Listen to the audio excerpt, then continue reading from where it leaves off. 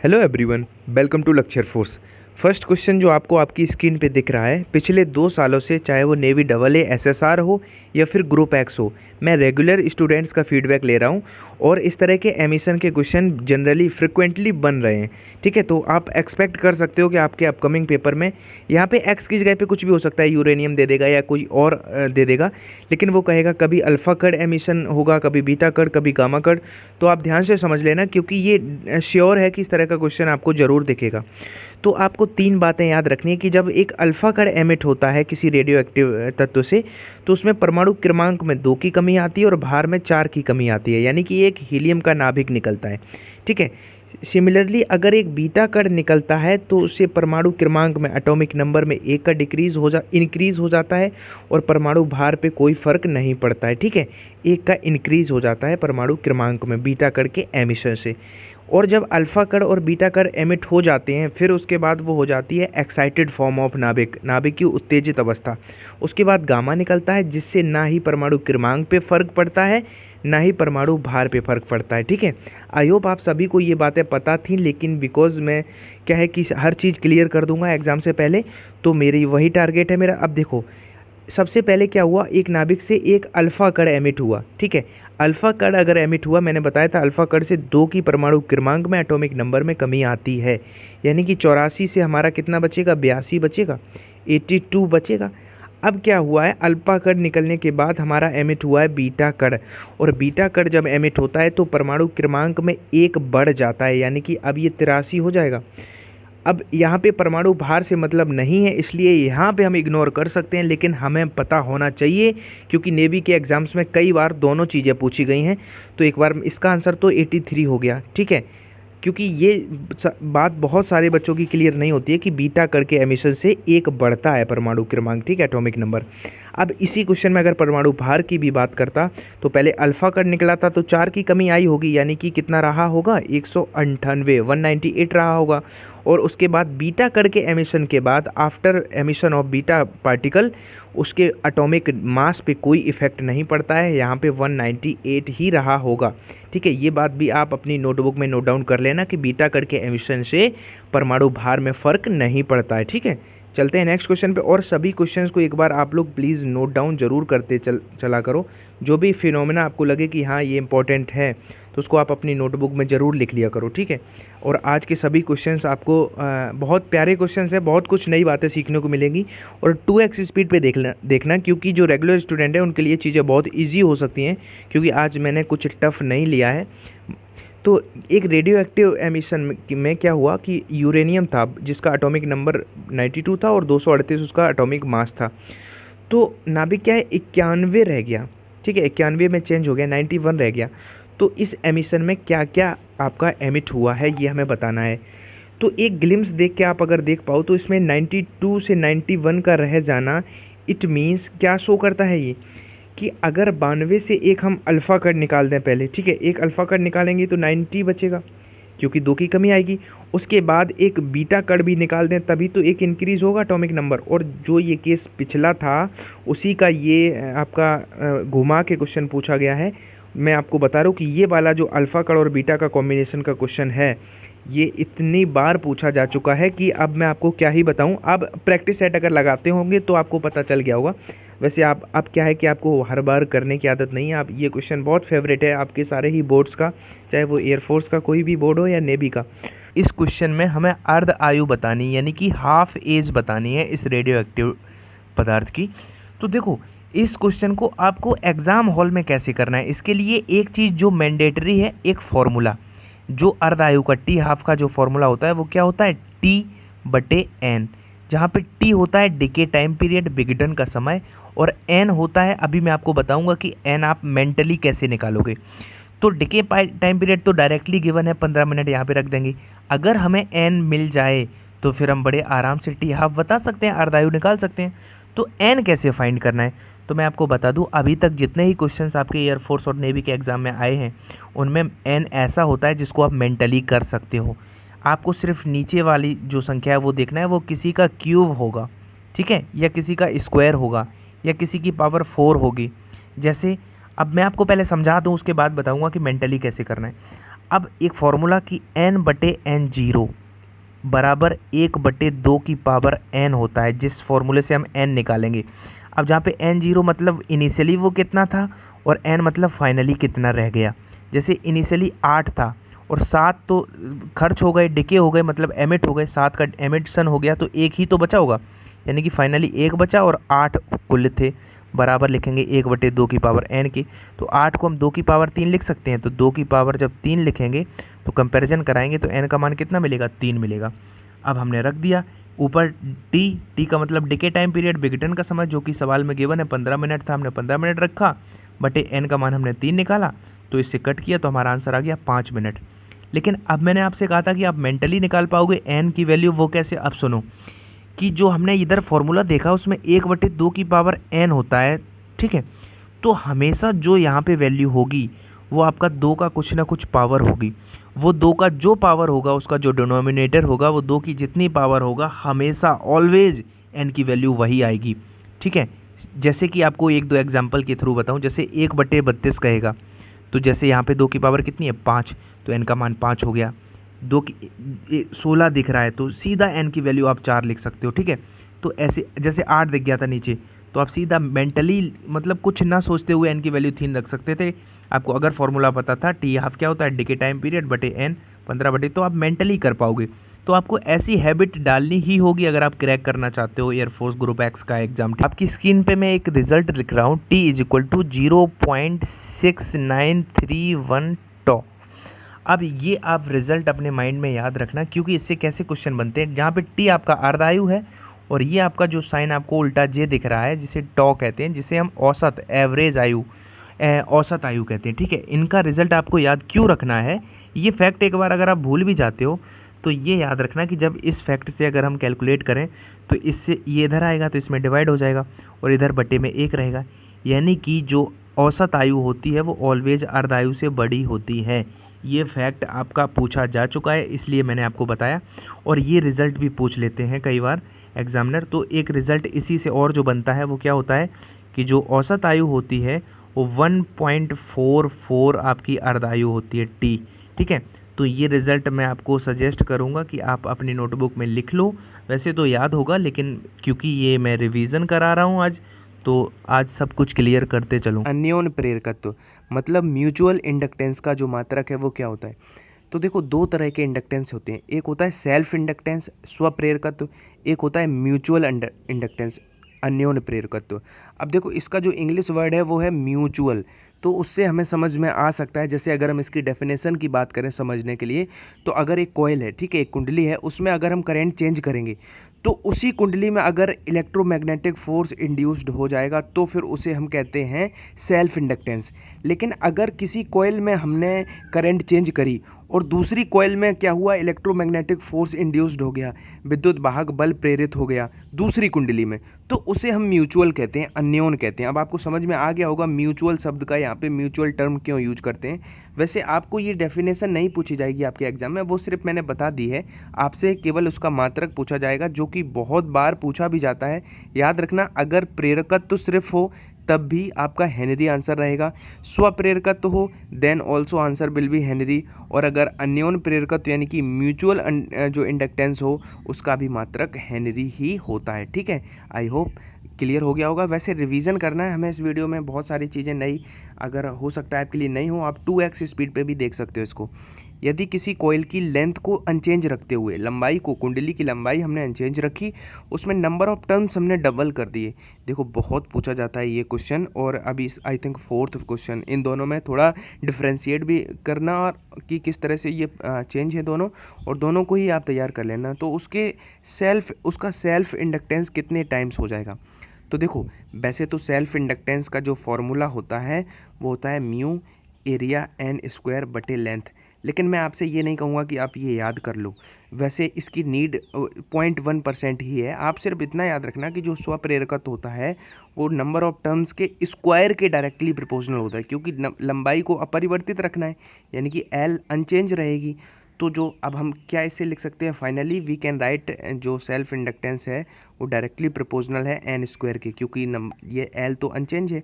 तो अब ये क्या है, ट्वाइस, फेरों की संख्या डबल कर दी है। अगर ये डबल करी है और सेल्फ इंडक्टेंस उसका स्क्वायर के डायरेक्टली प्रोपोर्शनल है, तो ऑब्वियस है कि वो 4 गुना हो जाएगा, क्योंकि अगर हम 2x भी लिखते हैं तो 2x का स्क्वायर करेंगे तो 4x स्क्वायर हो जाएगा, यानी कि सेल्फ इंडक्टेंस जो है वो 4 गुना हो जाएगा। ठीक है। अल्फ़ा कण जो होता है वो किससे बना होता है? तो अल्फ़ा कण 2 प्रोटॉन और 2 न्यूट्रॉन से बना होता है। याद कैसे रखोगे? अल्फ़ा कण क्या होता है? हीलियम का नाभिक। हीलियम का मतलब 2He4। अब जिसका परमाणु क्रमांक 2 है, मतलब उसमें 2 प्रोटॉन होंगे, ये तो डेफिनेट है। तो एक प्रोटॉन वाला ऑप्शन कट गया। ठीक है, केवल प्रोटॉन से। अब देखो, अगर 2 उसमें परमाणु क्रमांक है, 2 परमाणु भार है, मतलब उसका परमाणु भार में से क्रमांक घटाते हैं, वही तो न्यूट्रॉन होते हैं, तो 2 न्यूट्रॉन निकल रहे हैं। यानी कि आप याद रख सकते हो कि अल्फ़ा कण जो होता है वो 2 प्रोटॉन और 2 न्यूट्रॉन से मिलकर बनता है। इनमें से कौन सा इलेक्ट्रोमैग्नेटिक नेचर नहीं रखता है? ये क्वेश्चन आपका अब मैं कहता हूँ, फिर आप लोग कुछ होते हैं वो बिलीव नहीं करते हैं। आप अपने सीनियर से पूछो, अभी जिन्होंने AA का पेपर दिया था रिसेंट वाला, उसमें ये क्वेश्चन आया था कि जो बीटा किरणें होती हैं वो इलेक्ट्रोमैग्नेटिक वेव का नेचर नहीं रखती हैं। ठीक है। अब रिलायंस मोबाइल, अब वो वाली याद ही होगा जिसमें गामा रेज का जो पेनिट्रेटिंग पावर होता है वो मैक्सिमम होता है। वो सारे वीडियोस आई होप आप लोग फॉलो कर रहे होगे, अच्छे से तैयार कर लेना अगर सिलेक्शन चाहिए तो। ठीक है, एक बुक बना के सारी चीज़ें लिख लेना। एक अल्फ़ा कण और एक प्रोटॉन डी ब्रोगली वेवलेंथ का रेशियो फाइंड करना है। हमने क्वेश्चन देखा, हमने क्लिक कर दिया, माउस उठाया, हम एग्ज़ाम हॉल में बैठे हुए थे, हमने सी ऑप्शन क्लिक कर दिया। तो सर कैसे ये कर पाओगे? तो ये बेटा तभी कर पाओगे जब आप लोगों की प्रैक्टिस बहुत अच्छी होगी। याद करो, मैंने ये क्वेश्चन कराया था, लैम्डा का फॉर्मूला क्या होता है वेवलेंथ का डी ब्रोगली के लिए? H/2m/QV स्क्वायर रूट में। अब जिसके दिमाग में ये देखते ही क्लिक हो गया होगा, अब देखो, हाँ ये तो बात वो है कि रटने वाली हो गई कि ये कैसे क्लिक कर दिया। समझ लोगे तो डेफिनेटली आप क्लिक कर पाओगे। अब देखो, हमने देखा कि जो वेवलेंथ है वो उसके मास के और क्यू आवेश के स्क्वायर के इनडायरेक्टली प्रोपोर्शनल है। यानी कि हम ऐसे लिख सकते हैं क्या कि लैम्डा आपका अल्फ़ा कण का और लैम्डा आपका प्रोटॉन का। अब इनडायरेक्टली प्रोपोर्शनल है स्क्वायर रूट के, तो प्रोटॉन वाली ऊपर रख देते हैं, तो प्रोटॉन का मास लिख देते हैं और प्रोटॉन का चार्ज ई सपोज है। अब आपको पता है अल्फ़ा कण पे क्या होता है, 4 गुना होता है प्रोटॉन के मास का, तो 4 प्रोटॉन के मास का कर दिया। और जो चार्ज होता है तो वो 2 गुना होता है उसका, ठीक है, आपका प्रोटॉन का अल्फ़ा कण पे। ये 2 बातें पता होना भी ज़रूरी है कि अल्फ़ा कण का जो मास होता है वो प्रोटॉन का 4 गुना और आवेश 2 गुना होता है। तो अब MP से MP कट गया, E से E कट गया, कितना बचा? 1/8 बचा अंडर रूट में। अब 8 का वर्गमूल लोगे तो 2√2 आएगा, इसलिए हमने लिख दिया 1:2√2। वैसे ये कोई रॉकेट साइंस नहीं है, अगर आपको क्रैक करना है, और भी सारे सब्जेक्ट होते हैं, तो इसलिए अगर ये आपको याद है तो इसमें कोई वो वाली बात नहीं है कि हम रट्टू तोता हुए। अगर हम चीज़ों को समझ के रट्टू तोता हुए तो ऐसा रट्टू तोता होना हमें मंजूर है। साबुन का बुलबुला यानी कि जो सोप बबल होता है वो सनलाइट में हमें कलरफुल क्यों दिखाई देता है, रंगीन क्यों दिखाई देता है? इसका रीज़न क्या होता है? तो इसका रीज़न आपका होता है इंटरफेरेंस ऑफ लाइट, प्रकाश का व्यतिकरण।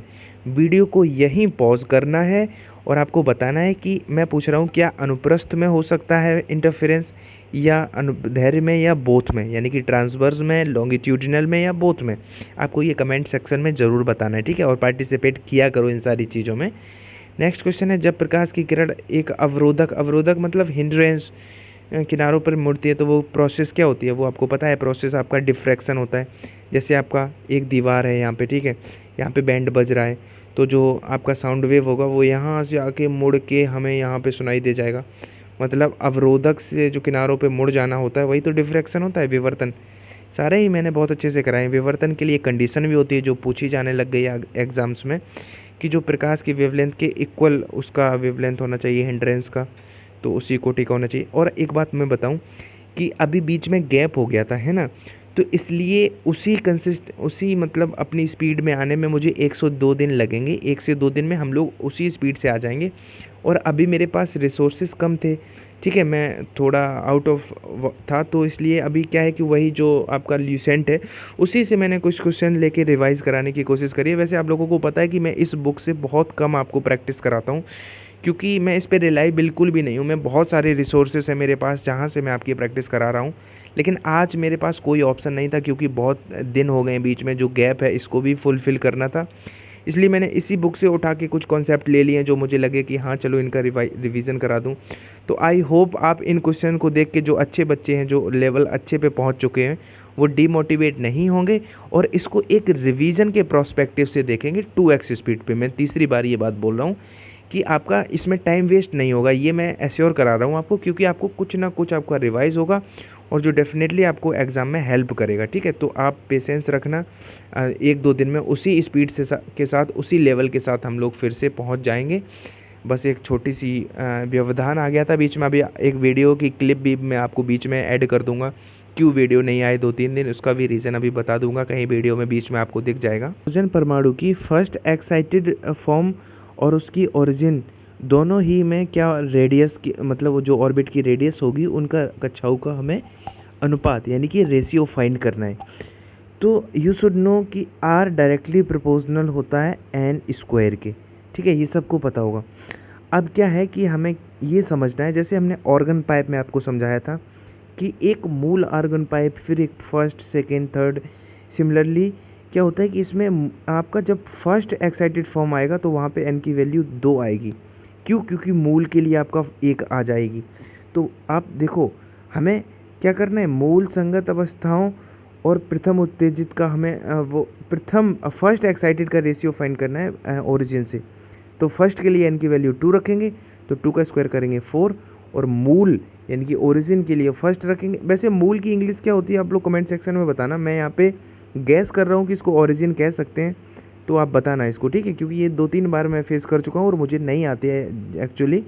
तो ये ना करना, नहीं आप लोग प्राइस लिख दो यार, ये फन उतना ही लिमिटेड बताना। ठीक है, तो क्या है कि फर्स्ट एक्साइटेड के लिए 2 होता है, 2 का स्क्वायर 4, और मूल के ओरिजिन के लिए 1, 1 का स्क्वायर 1, तो 4:1 मेरा राइट आंसर हो जाएगा। ठीक है, अच्छा क्वेश्चन था। 4:1, इसके लिए ये पता हो कि रेडियस उसके स्क्वायर की डायरेक्टली प्रोपोर्शनल होती है। ठीक है, तो वाटर को बैक्टीरिया फ्री बनाने के लिए कौन सा रेडिएशन यूज़ करते हैं? तो इसका राइट आंसर हो जाएगा अल्ट्रा वायलेट रेडिएशन। ठीक है, और नेक्स्ट क्वेश्चन है, जब लाइट जो है वो वैक्यूम में एंटर करता है या उससे पास हो करता है, तो उसमें इलेक्ट्रिक फील्ड और मैग्नेटिक फील्ड क्या होते हैं, उनका एवरेज वैल्यू 0 होता है। ठीक है, इस फैक्ट को आप याद रखना। और एक बात बताऊं मैं आप लोगों को कि आपको पता है कि 4-5 दिन हो गए हैं, 5 दिन हो गए आई थिंक, जब से वीडियो नहीं आया है। तो इस टाइम पे क्या होता है, जब एक ब्रेक के बाद एक क्रिएटर वीडियो डालना शुरू करता है तो बहुत मतलब डिप्रेस होता है, कुछ तो ऐसा रीज़न रहा होता है जब वो वीडियो नहीं डाल पाया। तो इस समय पे सबसे ज़्यादा उसको ज़रूरत होती है आपके मोटिवेशन की, आपके इनकरेजमेंट की। मतलब आप इस वीडियो को प्लीज़ यार एक लाइक ज़रूर कर देना, मतलब अभी पॉज करके कर दो, और एक मतलब अपने फ्रेंड में भेज पाओ। वैसे शेयर तो नहीं करते हो आप लोग, बहुत सेल्फिश हो, कहीं मेरा फ्रेंड भी पढ़ के अच्छे मार्क्स ना लाए और वो सिलेक्ट ना हो जाए हमसे पहले, ये आप लोगों की फीलिंग होती है शायद, तभी आप, आई गैस तभी आप लोग शेयर नहीं करते हो। लेकिन एक लाइक प्लीज़ कर देना, और अगर अभी तक सब्सक्राइब नहीं किया है, नोटिफिकेशन बेल दबाना, ये सब, और एक कमेंट कर देना। ठीक है, कोई सजेशन हो तो वो बता देना। तो इससे क्या होता है कि हमें एक शॉर्ट टर्म मोटिवेशन मिल जाता है और हम उसी कंसिस्टेंसी से फिर से उसी एनर्जी के साथ लग जाते हैं। तो बस इसलिए मैं बोलता हूँ कि कमेंट किया करो और वो सब।